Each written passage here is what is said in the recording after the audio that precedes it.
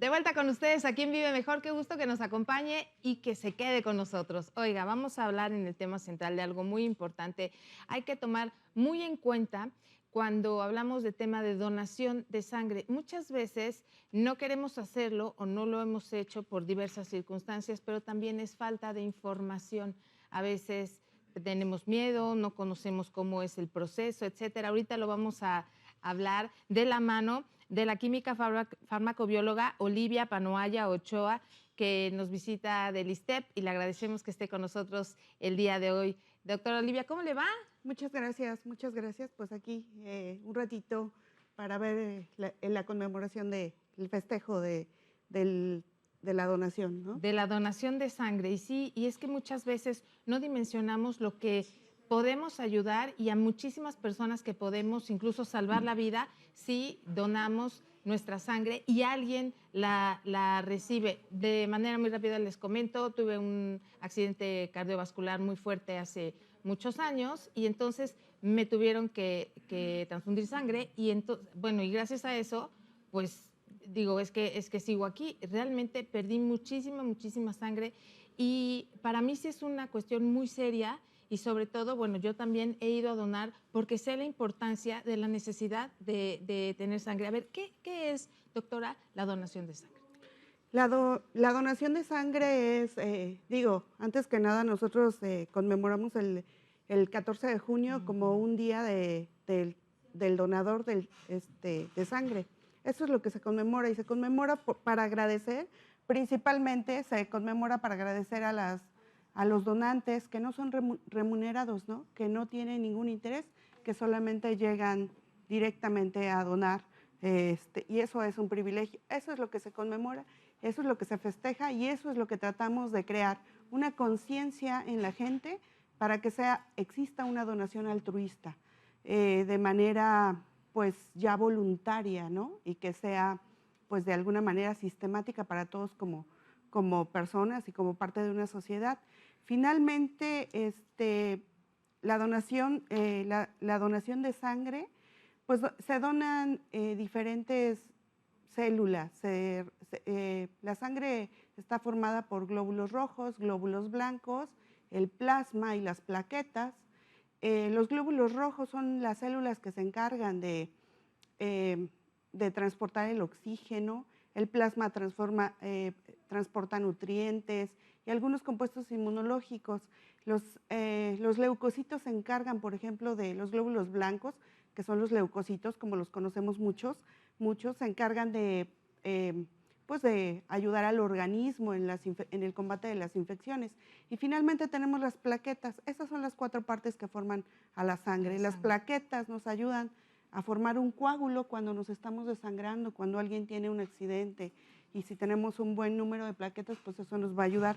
Sin embargo, pues la donación, pues es evidente de todo lo que nos ayuda para poder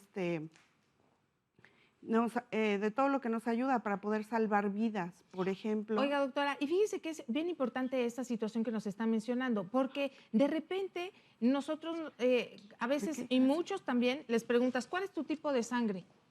Y no se lo saben, y sería un dato que sea como el primero, así como te digan tu nombre, muchas veces te sabes el RFC, el CURP, etcétera, pero el tipo de sangre es fundamental ahora. ¿Cuáles son los requisitos? Que este es un tema también muy importante porque no es que si tienes tatuaje no puedes donar, si tienes esto no puedes, esto sí. ¿Quién sí y quién no? Y además, ¿quiénes son candidatos? Porque hay muchas personas que tienen buena intención, pero a la hora de estar ahí los rechazan. Claro, pues los principales, una edad ideal para donar sangre sería como de los 20 a los 40. Sería en un peso mayor a 60 kilos, que sean unas personas sanas, que no tengan colesterol y triglicéridos altos. Por eso es importante checárselos de vez en cuando. Que no hayas tenido una infección recientemente, o sea, alguna infección viral de algún tipo. Por ejemplo, ahora que dio tanto el COVID, si te dio COVID, ¿después de cuánto tiempo puedes donar sangre? Pues por lo menos después de un año. ahí sí. Después de un año. Sí. Oiga, y algo que me llamó la atención es también, si te haces perforaciones, ¿no? Sí, sí En, puedes. en cualquier parte del cuerpo, ¿sí podemos donar? Sí podemos donar, claro que sí. Podemos donar sangre después de unos 6 meses después de la perforación. ¿Por qué se hacen pruebas y evaluamos realmente? Les hacemos estudios a los donadores, no es nada más. Tenemos que garantizar la seguridad, la Exacto. calidad y la disponibilidad de la sangre. A eso es a lo que se refiere este festejo, ¿no? Concientizar para tener disponible, porque no es nada más tener la sangre, sino tenerla disponible y en cantidad suficiente. Y obviamente garantizar la calidad de ella. ¿Y cómo garantizamos la calidad? Pues realizando estudios a nuestros donadores, viendo que no tengan ninguna infección, que sean pacientes sanos y que puedan aportar efectivamente una donación segura. Si tuvieran relaciones sexuales, ¿cuánto tiempo antes y por qué esta restricción? La restricción de relaciones sexuales no es tan definida, más bien por eso realizamos unas pruebas. No es, o sea, no es que tuvieran 3 días o 5 días. No hay un tope para las relaciones sexuales. Sin embargo, sí realizamos con todos los estudios que realizamos a los donadores, pues garantizamos que donamos una sangre segura, ¿no? Ahora, las personas que tienen tatuaje, que entonces todo el mundo dice, bueno, si tienes tatuaje no puedes donar. ¿Esto es cierto? No, sí puedes donar, en la Ujú. actualidad sí puedes donar si tienes un tatuaje después de realizado, pues un tatuaje es más o menos lo equivalente a una perforación que se hace ahora a todo el mundo. Entonces, después de unos 6 meses, que ya podemos garantizar si no tuviste algún contacto de riesgo, una aguja, algo Ujú. que pudiera generar, pues bueno, sobre todo la preocupación de un HIV positivo, pues realmente no habría una situación de por qué no. Y el periodo que damos son 6 meses para asegurar. ¿Cuántos tipos de sangre hay y cómo los van clasificando? Híjole, pues tenemos un montón de tipos de sangre. Tenemos O, A, AB, B, híjole. Mis hijos son AB. Oiga, pero a ver, ¿cuál es la sangre? Porque muchas veces la sangre negativa es como difícil Claro, de de, conseguir. Entonces, ¿cuáles son los tipos de sangre que a lo mejor se requiriera que las personas que nos están escuchando, si la tienen, pues de manera natural pudieran donar? de hecho, lo ideal sería tener como pues una, un archivo de quiénes son pacientes negativos independientemente del tipo, ya sea O, A, B, AB. O sea, los AB negativos son como los, creo que más complicados para poder encontrar. De Ujú. hecho, hay muy poquitos en todo el mundo, digamos, el porcentaje es muy bajo. Sin embargo, lo que necesitaríamos es tener, y sí lo hay, un registro de como las personas que son negativas para poder tener siempre disponible y saber a quién le podemos pedir, ¿no? Porque hay tipos de sangre muy, muy raros. Imagínate si se somete a alguien a una cirugía que es de alto riesgo Ujú. y es AB negativo, o sea, está bien complicado encontrar su tipo de sangre. Sin embargo, pues si encontramos a alguien, pues lo anotamos, ¿no? Y siempre tenemos su contacto vigente porque entre ellos mismos se pueden apoyar, ¿no? Esto no sucede con el tipo O, por ejemplo. Aún así, el O negativo, pues es complicado encontrarlo, ¿no? Pero todos los negativos son complicados. Es ahí donde debiéramos hacer más conciencia y la gente que es O negativa, pues obviamente ella a lo mejor no puede donar todo el tiempo, pero sí tener a lo mejor un registro y cuando se requiera, pues tener esa disponibilidad, porque a veces lo que no tenemos es la conciencia o la cultura, no nos permite la cultura de la donación, ¿no? Y tenemos que hacerla, digo, es tan importante en órganos como en este tipo de tejidos, ¿no? O sea, es importantísimo, es imprescindible que tengamos una cultura de donación para que esto se haga pues algo ya como parte de nuestra vida, tradicional, digamos, que sea parte de nuestra cultura y que se pueda donar de manera habitual. Y es que eso es lo que le iba a decir, o sea, no solamente la donación de sangre, sino la donación de órganos y también hay muchos usos y costumbres que también, pues las personas como que dicen, pues yo, ¿cómo voy a donar los órganos de mi pariente? O ¿cómo voy a aceptar firmar y cuando me muera, cómo los voy a donar? Pero esto sí puede ayudar a muchas o varias personas. ¿Aproximadamente a cuántas personas podemos ayudar si donamos nuestros órganos y si también tenemos la cultura de la donación de sangre? Híjole, pues un dato exacto no lo tengo, pero la verdad es impresionante. Si nosotros supiéramos el, el beneficio que realizamos al donar un órgano, y sobre todo digo, si un órgano es difícil donarlo y a veces tomamos la decisión y también estamos en esa batalla de hacerlo cultural, donar sangre es como mucho más fácil, ¿no? Permanecemos, desafortunadamente cuando donamos un órgano, bueno, generalmente son de donadores cadavéricos, pacientes bueno, que van a fallecer. Es muy poco, solamente en la donación de riñón, por ejemplo, que un familiar te lo puede donar, o de hígado que te puede regalar, digamos, un pedacito, ¿no? Pero la verdad es que la donación más fácil y más sencilla para mí, yo creo que es la donación sanguínea.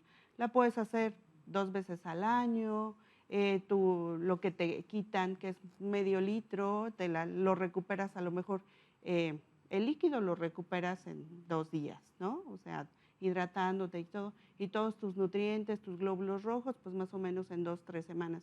Entonces, la verdad es que, digo, sería maravilloso que todos decidiéramos donar cada 6 meses, por ejemplo, y que tuviéramos una cultura de la donación y que más allá de eso, pues pudiéramos tener disponible siempre la cantidad de sangre necesaria para las personas y también que sea segura. Bueno, ya vimos algunos requisitos y uno de los más importantes o de los cuales se pide es llegar a donar sangre en ayunas. ¿Esto por qué? Y también la última ingesta de alimento o de líquido, ¿a qué hora debe ser, doctor?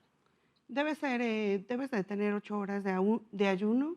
La verdad es que se pide el ayuno porque las células se alteran conforme nuestro cuerpo adquiere nutrientes y entonces podemos, cuando nosotros medimos los valores de la sangre, que son hemoglobina, leucocitos, que son como de importancia para definir si el paciente puede donar o no, si desayunamos, a lo mejor los leucocitos se elevan y podemos pensar que el paciente no pudiera donar. Entonces, por eso es importante el ayuno, pero inmediatamente que donas, te dan tu desayuno. Entonces, sí. ese es su premio, ¿no? Les dan un desayuno en cantidad suficiente, necesaria. Pues, no es necesario que descanses, no vas a tener ningún mareo, no vas a tener ninguna alteración. Puedes hacer tu vida completamente normal. Sí, bueno, el día que fui a donar, a ver, bueno, sí me sentí un poco, pues como débil, ya comí el desayuno y todo, pero sí pude regresar a trabajar y entonces realizar las actividades normales. En algunas personas llega a aparecer alguna debilidad, pues Pero porque el vecino de junto se me estaba desmayando, doctora, sí, y entonces ya puede me pasar. empezó a dar la onda a mí también. Eso pasa a veces más, sobre todo por el nerviosismo que trae el paciente, y 2, porque al final sí es una descompensación retirarte medio litro de sangre. Entonces, medio litro es Sí, la es la cantidad que te retiran, sí es digo, de alguna manera una descompensación, pero el desayuno lo compensa de manera perfecta. Si tú te sientes mareado, puedes descansar de media a 1 hora, tomar tu desayuno, tranquilizarte y volver a tus actividades normales. Ahora, doctora, también hubo en algún momento que poner cierta restricción porque muchas personas que cobraban por donar sangre, entonces empezó a ser como un negocio y entonces, bueno, venía una afectación física para ellos y también no había tanta regulación. En este sentido, ¿qué pasa? Hay muchas personas que, pues como no tenemos esta conciencia de donar, requerimos la sangre y la conseguimos al precio que sea y tengamos que hacer lo que sea porque mi paciente la requiere. Y hay muchas personas que cobran para donar. ¿Esto cómo está regulado o qué pasa? Esa es una de las cuestiones más importantes a nivel mundial. Fíjate que curiosamente los países con un mejor desarrollo económico tienen una cultura de donación, donde ellos donan de manera pues significativa, ¿no? Sin ninguna remuneración. Entonces nosotros, los países, digamos, de baja, tercer mundo, subdesarrollados, estos países, pues es por eso que hacemos campañas, es por eso que hacemos el festejo. Uno, para agradecer a las personas que de alguna manera donan sin tener alguna remuneración. Y la otra, pues para compartir la responsabilidad a todas las organizaciones a nivel mundial y a nivel gobierno que tienen la responsabilidad de crear programas para hacer conciencia, para convencer a las personas de Sí. que es importante donar. Y no solamente la importancia radica ahí, sino en la disponibilidad. Tengo que insistir mucho porque a veces nosotros, pues efectivamente conseguimos la sangre pagando, pero si nosotros tuviéramos una conciencia, Sí, no se tendría que llegar a eso. exactamente, Oiga, y eso doctora, sí está penado, perdón, ¿está pero penado? bueno, Sí. sí está legislado y sí hay no está permitido por la ley vender la sangre de alguna manera, Por ¿no? supuesto, O por tener que supuesto. pagar, No ¿no? se debe de lucrar con esto. Exactamente. Doctora, hay muchas personas que tienen la intención de donar, realmente lo han hecho, han ido y hecho todo el protocolo para aceptarlos y de repente llega el momento en que las venitas son muy delgadas y esto no se puede y ya también los pasan al lado de que ya no pueden. ¿Esto es que ya no van a poder donar o en algún momento sí? En algún momento sí van a poder donar. La verdad es que la aguja con la que se obtiene la sangre, pues sí es de un calibre, digamos, mayor y requerimos tener una buena vena, pues también para no tardar mucho en el tiempo en el que se le quita la sangre al paciente, ¿no? Si fuera de menor calibre tardaríamos como mucho. Entonces queremos que sea un flujo bueno y constante. Es por eso que a lo mejor requerimos que el paciente, aparte de todo, pues tenga una vena muy buena. Es por eso que generalmente pues son hombres los que más donan. Sin embargo, las mujeres pues no estamos negadas y algunas tenemos muy buena calidad de venas. Entonces, bueno, ahí tendría que, el único impedimento es una mujer, pues también digo, aparte de su peso, colesterol, triglicéridos, algunas otras cosas, pues que no está embarazada, ¿no? Una Embarazada o paciente lactando. o lactando, Muy bien, exactamente. pues le agradecemos mucho, doctora Olivia Panuaya, el que haya estado con nosotros y nos haya dado esta extensa explicación para conocer más acerca de este tema y sobre todo invitar a las personas a que de manera natural, no solamente cuando tienen una urgencia de un paciente, sino que de manera natural acudan a los hospitales, a los bancos de sangre para hacer la donación voluntaria. Muchísimas gracias. Muchas gracias, gracias a todos. Que tenga usted buen día. Buen Hacemos día. pausa, regresamos.